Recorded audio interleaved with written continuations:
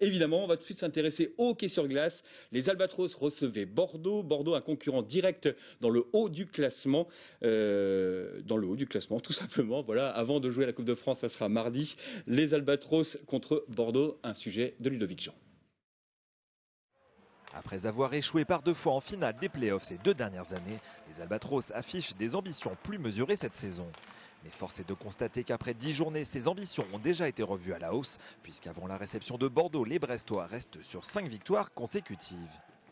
Favoris, les joueurs de Sébastien Oprandi ne le sont pas pour autant face à la deuxième meilleure attaque du championnat, mais ils vont rapidement profiter des supériorités numériques pour inscrire un premier but signé Olic à la 5e minute, puis un second moins de 2 minutes plus tard sur un contre transformé par Avenel.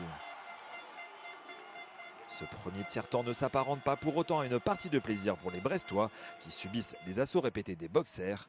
Mais Bordeaux manque cruellement d'efficacité face au but et Macrez réalise parade sur sa ligne. J'ai eu pas mal de boulot, mais ça s'est bien passé, contrairement au match la dernière fois contre Lyon où justement on perdait 2-0 avec un petit peu de moins de boulot. Et après c'est le sport et le hockey sur glace, c'est ça qui est super intéressant, c'est que ça va super vite et même à 2-0 le match peut pas être gagné forcément.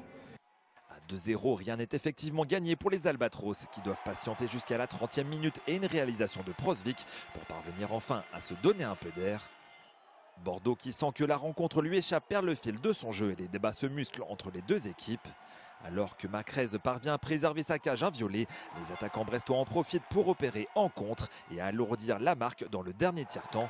2 buts signés Croteau qui portent le score final à 5-0 en faveur de Brest. On a fait une très bonne entame de match, on a été sérieux défensivement. On n'a pas laissé beaucoup de contre à une équipe qui avait une attaque très dangereuse. Donc on a réussi une bonne performance. Pas prendre de but face à une attaque comme ça, c'est un bon résultat. Franchement, je ne suis pas mécontent de mes gars parce que c'est dur ce soir pour nous. Parce qu'on fait un bon match par rapport à ce qu'on a livré à Montpellier, où là on est passé à côté. Donc il y a eu une belle réaction. Après une mise en route difficile, les Albatros de Brest semblent avoir déjà retrouvé leur rythme de croisière des saisons passées. Grâce à ce nouveau succès, le 6e consécutif, ils occupent désormais seuls la 2e place de Division 1.